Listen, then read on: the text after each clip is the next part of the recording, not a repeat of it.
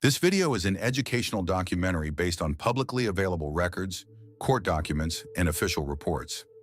Hi friends, my name is Jake, and today we're diving into the 8 darkest murder cases from Minnesota with shocking twists that left investigators and locals stunned. Case 1. Naomi Marie Gaines. The story of Naomi Marie Gaines is one of the most heartbreaking and complex cases to emerge from Minnesota in the early 2000s. Not only because of what happened on that summer night, but because of what led up to it. This case sits at the intersection of true crime and mental health, forcing uncomfortable questions about responsibility, warning signs, and the limits of the systems meant to protect families. What occurred on July 4, 2003, was not a single moment of chaos, but the tragic outcome of years of struggle that went largely unresolved. Naomi Gaines was 24 years old, a mother of 4, and living in St. Paul, Minnesota. She had a long history of serious mental health challenges, including depression with psychotic features. Friends and family described her as creative, loving, and deeply attached to her children. She sang, wrote music, and dreamed of a better future. At the same time, she battled paranoia, emotional instability, and periods of detachment from reality that became more severe after the birth of her twin sons. In the months before the incident, Naomi had multiple encounters with medical professionals and social services. Court records show she was hospitalized after being found wandering the streets late at night with her children, speaking and singing in a way that raised serious concern. Doctors determined she was unable to care for herself and recommended psychiatric treatment and medication. For a time, she complied. Nurses visited her home regularly to ensure she took her prescribed treatment. But when those court-ordered visits ended, Naomi stopped taking her medication, later explaining that she believed it was harming her. By the summer of 2003, Naomi was raising 4 young children alone. Her 2 older kids were visiting relatives out of state, leaving her alone with her 14-month-old twins. On the morning of July 4th, she attended a family picnic and appeared calm. No one there suspected that by nightfall, everything would change. That evening, Naomi pushed a stroller across the Wabasha Street Bridge in downtown St. Paul, near a large Independence Day celebration. Thousands of people were gathering nearby for fireworks. According to later statements, Naomi said she felt isolated and invisible. She looked for other single mothers, hoping to see a friendly face, but instead felt judged and watched. A brief, rude interaction with a stranger appeared to intensify her distress. In her mind, the world felt hostile and unsafe. Shortly after 9 p.m., Naomi stopped near the edge of the bridge overlooking the Mississippi River. Witnesses later said she removed her children from the stroller one at a time. What happened next unfolded in seconds, but would echo for years. Naomi and one of her sons were pulled from the water by bystanders who acted quickly. Her other child was carried away by the current and was found 2 days later downstream. Naomi herself also entered the river but survived. She was taken to the hospital and later interviewed by police. Naomi told investigators that she had intended to end her own life and believed in her distressed state of mind that leaving her children behind in what she perceived as a cruel world would be worse. Her statements reflected deep despair rather than anger or malice. Medical professionals soon determined that she was experiencing psychosis at the time of the incident. Naomi was charged with second-degree murder and attempted murder. The case drew national attention and sparked intense public debate. Many people struggled to understand how a mother described by loved ones as caring and devoted could be involved in such a tragedy. Prosecutors acknowledged her mental illness, but argued that the legal standard for an insanity defense in Minnesota was extremely high. After evaluations at a state security hospital, Naomi ultimately pleaded guilty. She was sentenced to 19 years in prison for the death of one son and 14 years for the attempted harm of the other, to be served concurrently. Her surviving twin was placed in the care of his father, while her older children were raised by family members. In the years that followed, Naomi's case became a reference point in discussions about postpartum mental illness. Lawmakers in Minnesota passed measures requiring hospitals to screen new mothers for postpartum depression and provide clearer information about severe mental health reactions following childbirth. Mental health advocates pointed to Naomi's story as an example of what can happen when warning signs are recognized, but long-term support falls away too soon. From prison, Naomi spoke openly about her illness and her regret.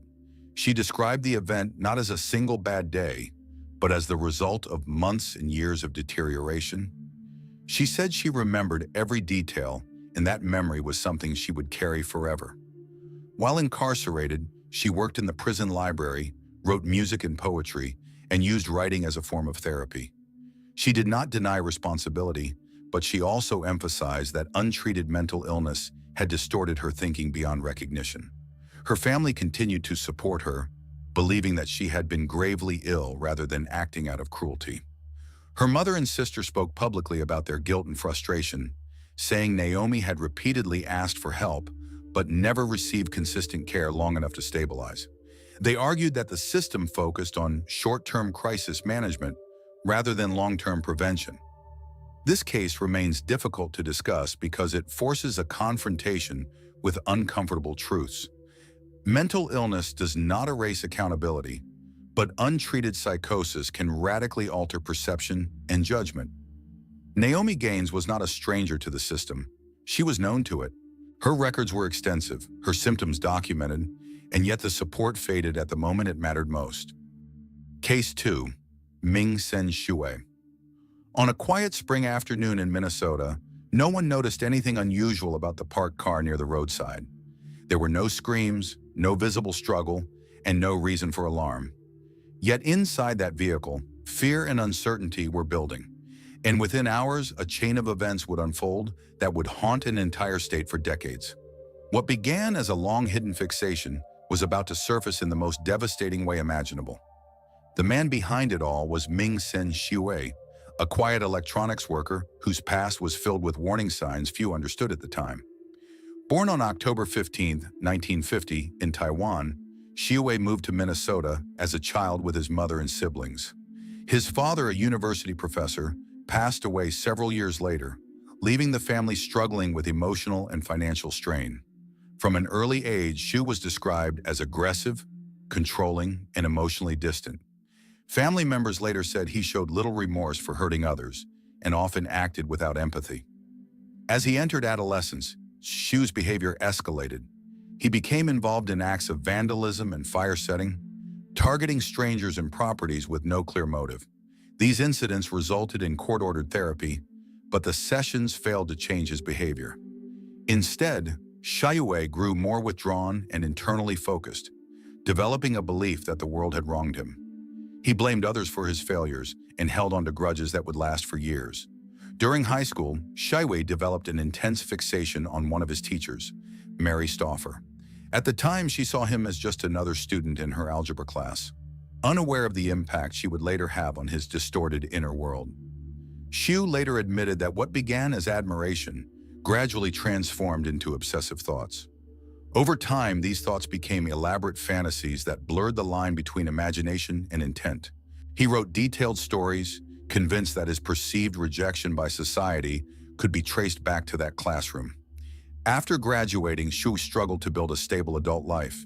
He held various jobs, including running a small electronics business, but socially he remained isolated. Meanwhile, his fixation deepened. For years, he tracked information about Mary Stauffer, quietly monitoring her life from a distance. In 1975, believing he had located her residence, he broke into a home in Duluth. When he realized she did not live there, he restrained the occupants and threatened them into silence. The incident went unreported, allowing Shu to continue without consequence. Mary Stauffer spent several years overseas with her family, working as a missionary, unaware that someone was waiting for her return. When she came back to Minnesota in 1979, Shu resumed his surveillance. He learned where she lived, where she worked, and how to predict her daily routine. To the outside world, he appeared unremarkable. Privately, he was preparing. On May 16, 1980, Shu put his plan into action. He approached Mary Stauffer outside a beauty salon in Roseville and forced her and her young daughter into her vehicle. Using threats and restraints, he transported them away from the public eye. During the drive, their attempts to alert others led to multiple stops, each one increasing the danger of discovery. At one of these stops, a 6-year-old boy named Jason Wilkman noticed something was wrong and approached the vehicle. What followed was a tragic moment of chance and cruelty. Yui forced the child into the car and drove to a remote area of Anoka County. There, Jason was taken from the vehicle and never returned. His disappearance would later devastate his family and the wider community. Xu then transported Mary Stauffer and her daughter to his home, confining them in a narrow closet. Over the next 7 weeks, they were held under constant threat, separated at times, and subjected to psychological and physical harm. Xu recorded long monologues attempting to justify his actions, blaming his victims for choices they never made. Throughout their captivity, he repeatedly warned them that escape would lead to consequences for their family members. Despite the fear, Mary Stauffer never stopped looking for an opportunity to survive. On July 7, 1980, while Xu was at work, she managed to loosen the closet door by removing its hinge pins. Still restrained, she and her daughter reached a phone and contacted authorities. They then hid nearby until law enforcement arrived.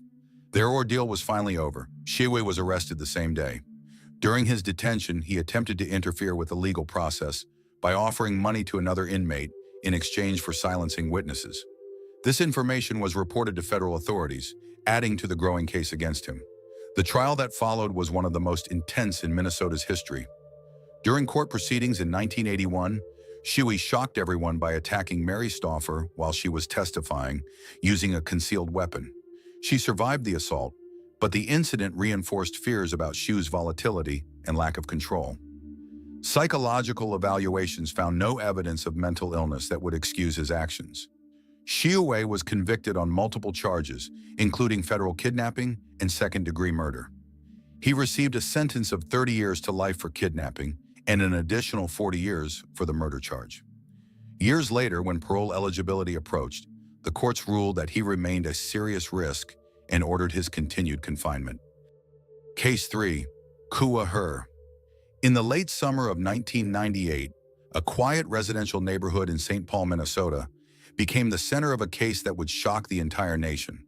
What unfolded behind the closed doors of a modest townhouse was not only a devastating family tragedy, but also a complex story shaped by trauma, isolation, and systems that failed to intervene in time. This is the case of Kua Her, a young woman whose life circumstances spiraled into one of the most disturbing family cases in Minnesota history. To understand what happened, it is necessary to look far beyond that single night. Kua Her's story began years earlier, long before she ever arrived in the United States. Born in Laos, she spent much of her childhood in refugee camps after her family fled conflict in Southeast Asia. Life in those camps was harsh. Families lived in cramped conditions, with little privacy, limited education, and constant uncertainty. For many children, especially girls, personal choice was rare, and futures were often decided by others. By the age of 12, Kua was married in an arranged union, following traditions common within her community at the time.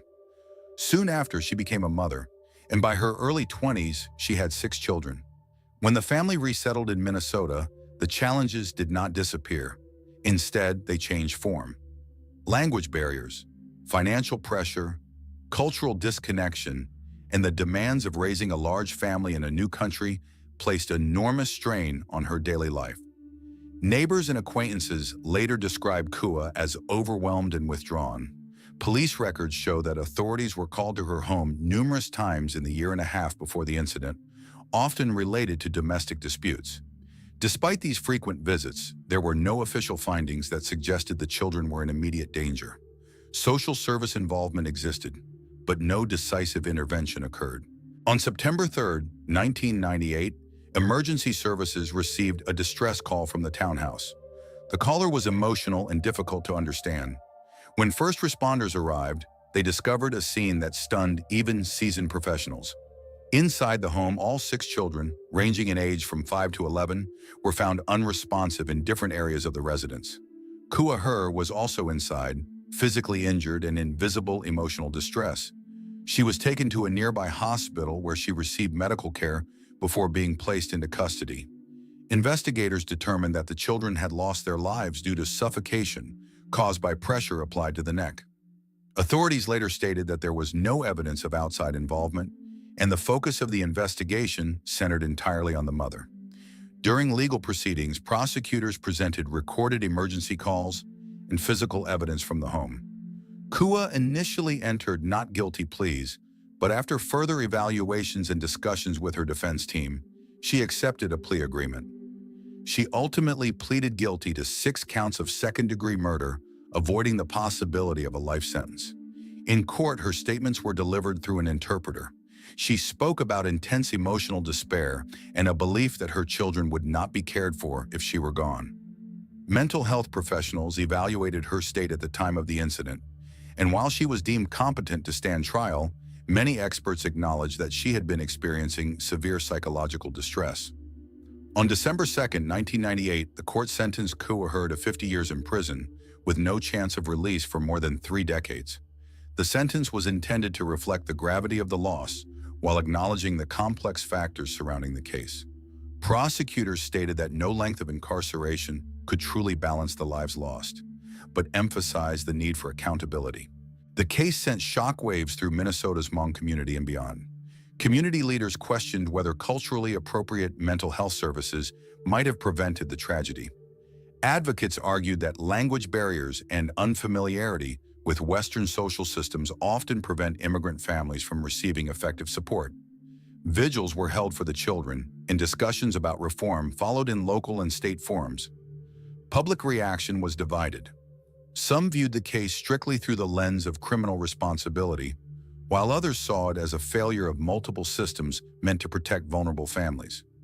Media coverage brought national attention, sparking debates about refugee resettlement, access to mental health care, and domestic support services. Years later, the case of Kua remains a reference point in discussions about family violence and prevention. It serves as a reminder that warning signs, when overlooked or misunderstood, can have irreversible consequences. More importantly, it highlights the necessity of early intervention, culturally sensitive resources, and consistent follow-up when families show signs of severe distress. In the end, 6 young lives were lost, and a community was left searching for answers.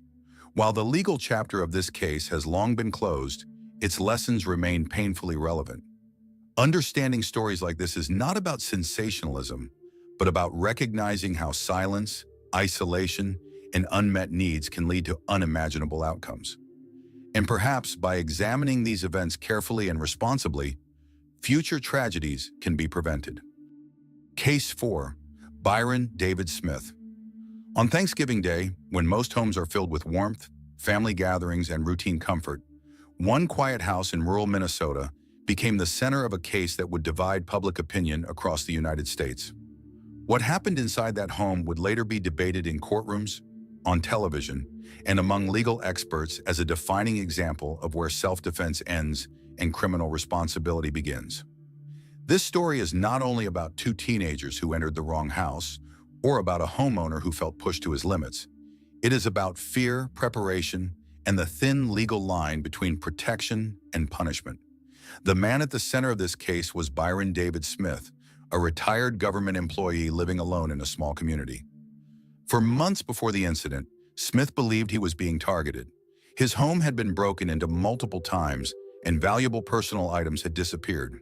These incidents left him anxious, frustrated, and increasingly distrustful of his surroundings. Over time, that fear began to shape his daily routine. Smith lived in a modest house in Belle Prairie Township, near the town of Little Falls. To outsiders, it was a quiet area where serious crime seemed unlikely.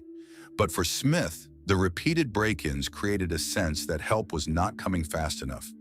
He installed security cameras, audio recorders, and began keeping loaded firearms close at hand, even inside his home. According to later testimony, he no longer felt safe anywhere on his own property. On the afternoon of November 22, 2012, 2 cousins, 18-year-old Haley Kiefer and 17-year-old Nicholas Brady, arrived at Smith's house. Surveillance footage later showed them walking around the property, checking windows, and eventually entering the home through a broken window. Investigators would later confirm that the teens were unarmed and were attempting to commit a burglary. At that moment, Smith was seated in his basement, positioned at the bottom of the stairs. He had food, water, firearms, and a recording device running. When Brady descended the basement steps, Smith fired multiple shots. Brady collapsed on the stairs and then on the basement floor. Minutes later, Kiefer entered the basement calling out her cousin's name. She too was shot after falling down the stairs. The incident did not end with the initial gunfire.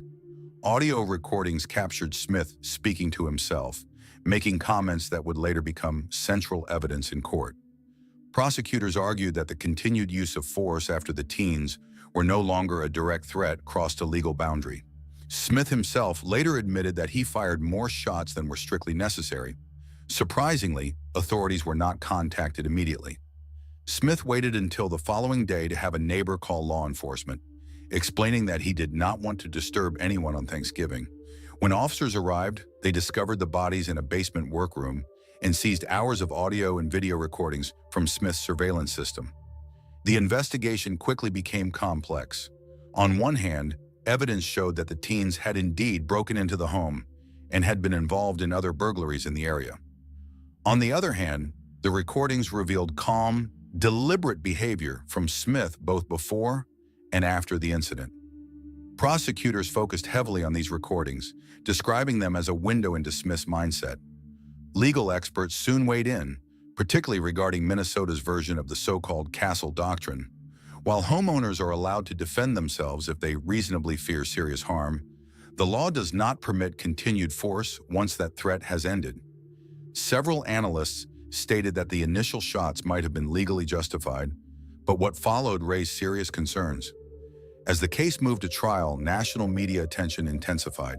Television commentators, legal scholars, and public figures debated whether Smith was a frightened homeowner or someone who had prepared for a violent confrontation. Some voices defended Smith's actions, arguing that repeated burglaries had pushed him into a state of constant fear. Others argued that fear does not excuse deliberate and excessive actions.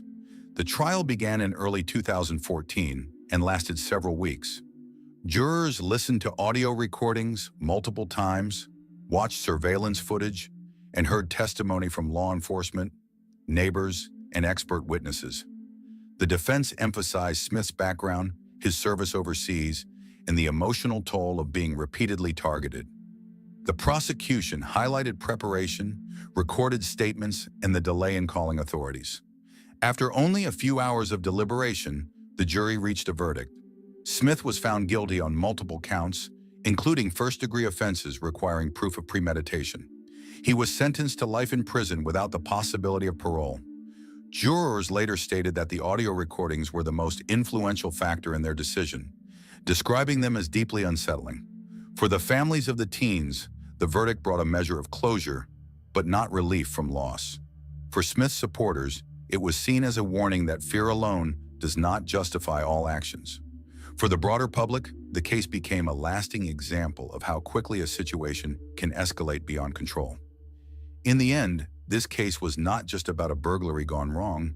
It was about choices made before, during, and after a critical moment. It showed how preparation can be interpreted as planning, how silence can be seen as intent, and how words spoken in isolation can carry enormous weight in a courtroom. Case 5. Heather Leanne Horst.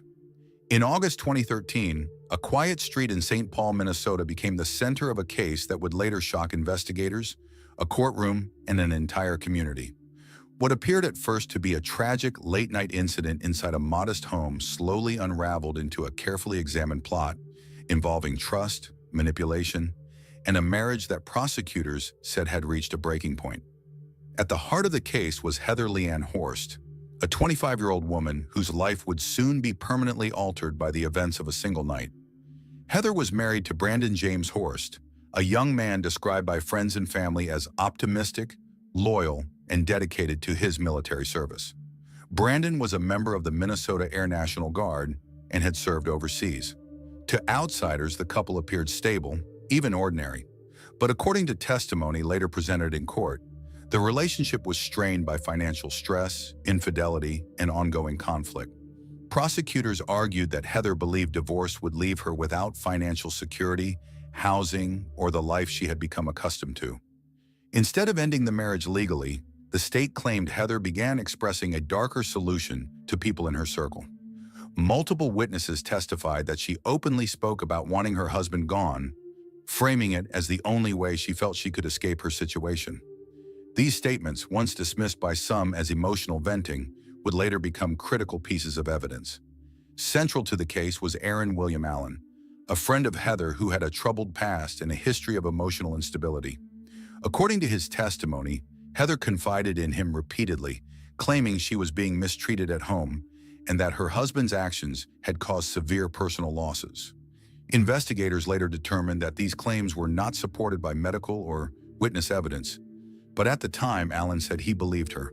Allen testified that Heather told him her husband carried substantial life insurance coverage and that she would receive the payout if Brandon passed away. She allegedly offered Allen a portion of that money in exchange for helping her. Prosecutors presented this as a clear financial motive, arguing that Heather's fear of losing her lifestyle outweighed any consideration for the consequences. On the evening of August 4, 2013, Heather dropped Allen off near her home. Surveillance footage later confirmed that she was elsewhere during the critical time window, which prosecutors said was an attempt to establish an alibi. While she was out with a friend, Allen entered the home and waited in the basement for Brandon to fall asleep. Shortly after midnight on August 5th, Brandon Horst was struck by a single gunshot while lying in bed. Emergency services were called, but it was already too late. The scene initially raised questions, but inconsistencies quickly drew investigators' attention. Allen would later confess to being the person who fired the shot, stating that he acted at Heather's request and direction. Text messages recovered during the investigation played a significant role in the trial. Records showed communication between Heather and Allen during the hours leading up to the incident. One brief message sent shortly after midnight would later be highlighted by prosecutors as confirmation that the plan had been carried out. In the days following Brandon's death, Heather's behavior raised additional suspicions among both friends and authorities. Witnesses testified that her emotional responses appeared inconsistent, describing what they perceived as rehearsed shock rather than spontaneous grief. While defense attorneys argued that people process trauma differently, prosecutors emphasized patterns that suggested foreknowledge rather than surprise. Allen was arrested first. Facing overwhelming evidence, he eventually agreed to cooperate with authorities. In exchange for pleading guilty to a lesser charge, he provided detailed testimony about the planning stages, including discussions about timing, location, and minimizing detection.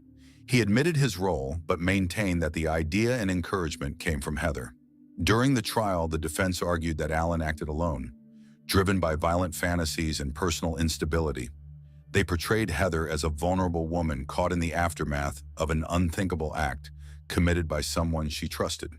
However, prosecutors countered with testimony from multiple witnesses who independently recalled Heather expressing the same desire and outlining similar details long before the night in question. The jury deliberated for only a short time. They found Heather guilty of aiding and abetting first-degree murder, as well as related conspiracy charges. The court determined that the evidence showed intent, planning, and active participation, even though she was not physically present at the moment Brandon was struck. Heather was sentenced to life in prison without the possibility of parole, the mandatory sentence under Minnesota law for that conviction. Allen received a separate sentence of 40 years after his guilty plea. For Brandon's family, the verdict brought a measure of justice but no sense of closure. His mother described him as kind-hearted, devoted, and full of potential. Members of his military unit spoke about the profound impact of his loss, noting that his death affected them deeply both professionally and personally. Case 6. Michael S. Zabawa. In the early hours of a cold February morning in rural Minnesota, a quiet family home became the center of a tragedy that would leave a community shaken for years.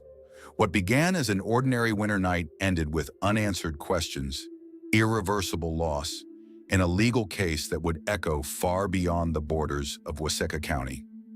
The events of February 3, 2007, forced neighbors, investigators, and a jury to confront how quickly normal life can unravel when fear, poor decisions, and violence intersect. At the center of this case is Michael S. Zabawa, a farm worker living in the small town of Matawan, Minnesota. Born in 1982, Zabawa was 24 years old at the time. By most accounts, he was considered quiet and reliable at work, with no known personal connection to the family whose lives would soon be forever changed. On that winter night, Zabawa's pickup truck became stuck in a snow-filled ditch along a rural road near a farmhouse outside Waseca County. According to his later statements, he attempted to free the vehicle but failed. What happened next would form the basis of a criminal investigation, a courtroom battle, and years of debate about responsibility and intent. The farmhouse belonged to Tracy Kruger, his wife Hillary, and their children. Tracy Kruger was 40 years old, a business owner, a devoted father, and a familiar face in the local community. His 13-year-old son, Alec, was a 7th-grade student described by teachers and classmates as kind and energetic. Their youngest son was not home that night, staying with friends. In the early morning hours, an intruder entered the Kruger home. What followed occurred largely on the 2nd floor of the house, where the family had been sleeping. Emergency records later confirmed that Alec Kruger managed to place a call to emergency services.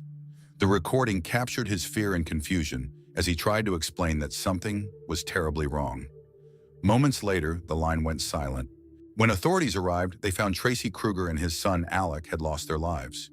Hillary Kruger had suffered serious injuries but survived. Her testimony would later become one of the most powerful and emotional elements of the trial, as she described waking to chaos and witnessing the unthinkable inside her own home.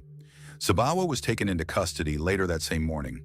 Investigators located stolen vehicles nearby and followed tracks in the snow leading toward his residence. During questioning, Zabawa initially denied entering the Kruger home. After hours of interrogation, he admitted he had gone inside, claiming he was seeking help after his truck became stuck.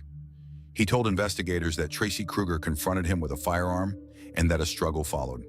According to Zabawa, the weapon discharged unintentionally during that confrontation. He also stated that additional discharges happened by accident as he attempted to leave the house. These claims would become a central point of dispute throughout the legal proceedings. Hillary Kruger, however, provided a different account. She testified that she was struck first while asleep and that her husband attempted to shield the family. She described hearing further sounds after Alec had already called for help, suggesting a sequence of events inconsistent with an accidental chain reaction. Due to darkness, she said she could only see the outline of a tall, thin figure holding a long firearm. Physical evidence played a critical role in the case. Investigators reported finding clothing with blood traces, footwear matching tracks at the scene, and items connected to stolen vehicles inside Zabawa's residence. These discoveries, combined with witness statements and forensic analysis, were presented to a grand jury. By mid-2007, a grand jury returned a 12-count indictment against Zabawa, including multiple first-degree charges related to the deaths of Tracy and Alec Kruger. The scale of the charges reflected prosecutors' belief that the evidence supported intentional acts rather than an unfortunate accident. The trial itself was moved out of Waseca due to extensive media coverage and community impact. Jury selection, testimony, and evidence presentation took place under intense public attention. Family members of the victims filled the courtroom daily, while Zabawa's relatives also attended, highlighting the broad emotional reach of the case. After deliberating for several hours over 2 days, the jury returned a guilty verdict on all counts. The decision brought a measure of closure for some, though it could not undo the damage done. In March 2009, the judge sentenced Zabawa to life in prison without the possibility of parole, issuing consecutive life sentences for the deaths of Tracy and Alec Kruger, along with additional time related to the injury of Hillary Kruger. The impact on the Waseca community was profound. Vigils, memorials, and school counseling sessions followed as neighbors struggled to process what had happened. Teachers helped students grieve the loss of a classmate. Churches opened their doors for support gatherings. Local leaders drew on lessons learned from previous tragedies to guide the community through collective mourning. Beyond the courtroom, the case sparked broader conversations about rural safety, emergency response, and how communities recover after acts of extreme violence. For many, the most haunting detail remained the 911 call placed by a young boy trying to save his family, a reminder of innocence confronted by terror. In the years since the sentencing, the Kruger case has remained a somber reference point in Minnesota true crime history. It is studied not only for its legal complexity, but for the way it illustrates how quickly ordinary circumstances can spiral into irreversible outcomes. The trial underscored the importance of careful evidence evaluation, the weight of eyewitness testimony, and the responsibility juries carry when deciding matters of life and freedom. Case 7. Jeffrey James Wise. On a quiet Monday afternoon in March 2005, a remote community in northern Minnesota experienced an event that would permanently change its sense of safety. What unfolded that day was not sudden in the eyes of investigators, but for the people living on the Red Lake Reservation, it felt unimaginable. This is a chronological examination of the Red Lake High School tragedy, focusing on confirmed events, background context, and the lasting impact left behind, while avoiding speculation or exaggeration. Jeffrey James Wise was 16 years old at the time. He lived on the Red Lake Reservation and attended Red Lake High School. Friends, teachers, and relatives described him in contradictory ways. Some remembered a quiet student who kept to himself. Others recalled warning signs that only seemed obvious in hindsight. Like many true crime cases involving juveniles, the picture that emerged after the fact was complex and deeply troubling. The events began away from the school. On March 21, 2005, during the early afternoon, Wise was at the home of his grandfather, Darrell Lucier, a respected tribal police officer, and Lucier's partner, Michelle Sagana. Both were later found deceased inside the residence. Authorities determined that these were the first two fatalities connected to that day. Investigators never publicly confirmed a clear motive for what happened inside the home, and family members stated that the relationship between Wise and his grandfather had not been outwardly hostile. After leaving the residence, Wise took his grandfather's patrol vehicle and drove toward the school. Security measures were already in place at Red Lake High School, including metal detectors and an unarmed security guard. At approximately mid-afternoon, Wise arrived at the school and entered the building. The first person confronted was security guard Derek Brune, who attempted to respond despite being unarmed. Brune lost his life while trying to protect students, an act later recognized by national leaders as one of courage. What followed inside the school lasted only minutes but caused irreversible harm. Wise moved through hallways and classrooms, firing a weapon. A teacher, Neva Wincoop Rogers, and several students were fatally injured. Others were wounded but survived due to quick medical response, locked classroom doors, and students playing still to avoid further harm. Law enforcement arrived rapidly, and a brief exchange occurred before Wise retreated into a classroom. There, he ended his own life. By the time the situation was over, 9 people in total, excluding the perpetrator, had died. In the aftermath, attention turned to understanding how a teenager reached this point. Wise's childhood had been marked by significant trauma. His father had died by suicide years earlier following a standoff with police. His mother suffered a severe brain injury in a car accident and later lived in a nursing facility. As a result, Wise moved between relatives before settling with his grandfather on the reservation. Mental health professionals later confirmed that he had been treated for depression and was receiving counseling. School records showed that Wise had been removed from traditional classes and placed into a home-based education program due to behavioral concerns. Online, he was far more expressive. Investigators found that he participated in forums, blogs, and creative platforms where he shared dark writings, animations, and statements reflecting anger, isolation, and ideological extremism. Authorities emphasized that consuming or creating disturbing content does not alone predict real-world harm, but these digital traces helped explain his emotional state. Some reports focused heavily on Wise's interest in extremist ideology and violent media. Officials cautioned against oversimplifying the cause by blaming music, movies, or video games. After similar incidents, including the Columbine High School tragedy years earlier, experts consistently warned that such events arise from multiple factors, not a single influence. Mental health struggles, access to weapons, unresolved trauma, and lack of effective intervention often intersect. 1 week after the incident, another student was briefly arrested on suspicion of involvement based on online messages exchanged with Wise. That charge was later dropped, and the individual pleaded guilty only to sending threatening communications online. Investigators concluded that while warning signs existed, no one else physically participated in the attack. The Red Lake community responded with grief and reflection rather than anger. Tribal leaders described the day as one of the darkest moments in their history. Funerals were held according to Ojibwe traditions, Vigils, memorials, and counseling services were established for students and families. The school temporarily closed, then reopened with armed security and increased mental health support. Nationally, the tragedy renewed conversations about youth mental health, school safety, and early intervention. It was often mentioned alongside other major school attacks, including the later incident at Virginia Tech. Not to compare suffering, but to highlight recurring patterns that institutions struggle to address. Importantly, investigators and psychologists stress that remembering victims should remain the priority. Derek Brune was remembered as a gentleman who stepped forward when others ran. Neva Wincup Rogers was remembered as a teacher who listened to students in crisis. The students who lost their lives were remembered not for how they died, but for who they were: athletes, siblings, caretakers, and friends. In the years since, Red Lake has continued working toward healing. Community leaders have emphasized outreach, cultural connection, and mental health awareness for youth who feel disconnected or unseen. The goal has never been to erase what happened, but to prevent another generation from reaching the same breaking point without help. Case 8. Andrew John Engeldinger. In the late afternoon of September 27, 2012, an ordinary workday in the industrial area of Bryn Mawr quietly moved toward its end. Inside a sign-making company in Minneapolis, employees were finishing tasks, planning dinner, and thinking about the weekend ahead. No one inside the building could have imagined that within minutes, the workplace would become the site of the deadliest job-related incident in Minnesota's history.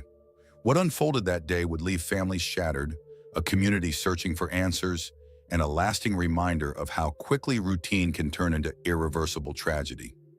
The company at the center of this event was Accent Signage Systems, a small but respected business founded in 1984. Known for producing interior signage for offices, hospitals, and hotels, the company employed a tight-knit group of workers who knew each other well. Its founder, Reuven Rahamim, was widely described by colleagues as generous, inventive, and deeply involved in the daily lives of his employees.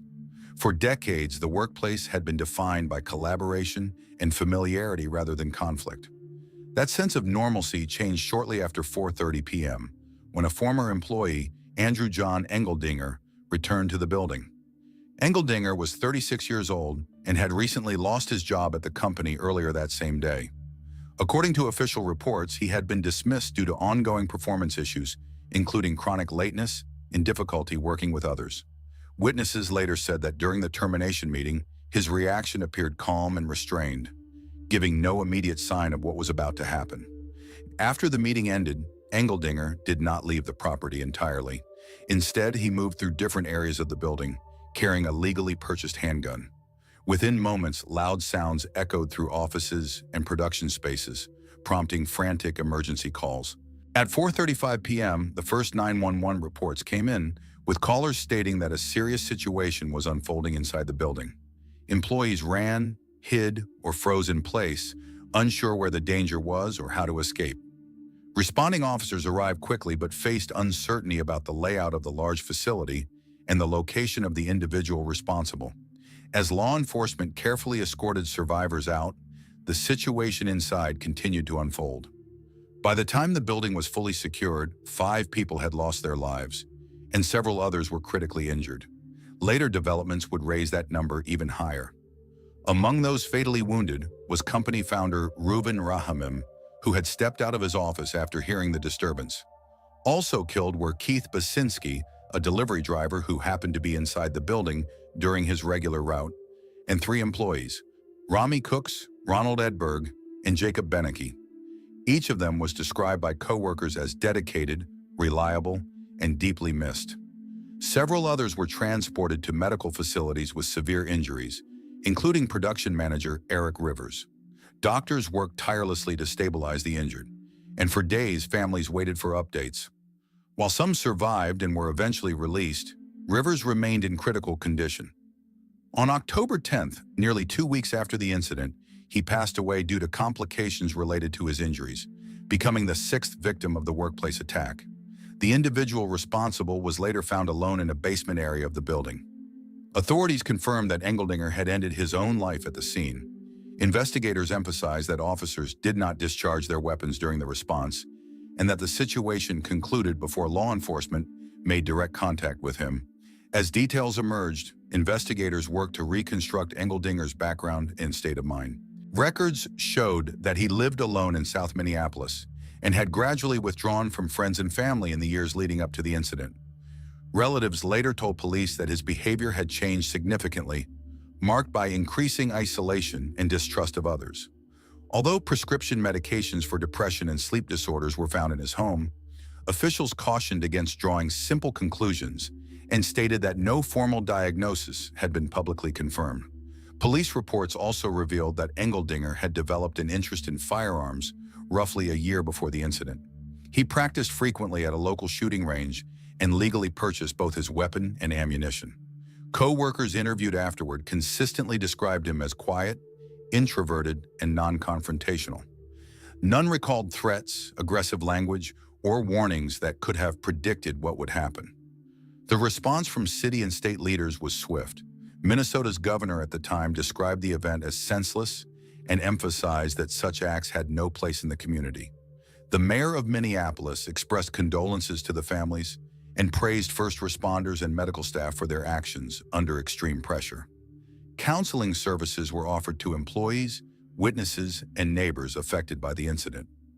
In the days that followed, the building stood silent, surrounded by flowers, notes, and handwritten messages. For many in the neighborhood, the location became a symbol of sudden loss rather than everyday work. Businesses nearby paused operations, and residents gathered to support one another, struggling to process how something so devastating could occur in a familiar place. For the families of the victims, the pain extended far beyond headlines. They spoke of fathers, husbands, colleagues, and friends whose lives were defined not by how they died, but by how they lived. They asked for privacy, emphasizing gratitude toward emergency personnel and hospital staff while beginning the long process of mourning and healing. This case continues to be referenced in discussions about workplace safety, mental health awareness, and crisis intervention. Yet it also serves as a reminder of the limitations of hindsight. Those who worked alongside Engeldinger saw an unremarkable coworker, not an imminent threat. Those who knew the victims remember ordinary people who expected to return home that evening. If you want more true crime stories explained clearly and respectfully, subscribe to the channel and hit the like button. Your support really helps the channel grow.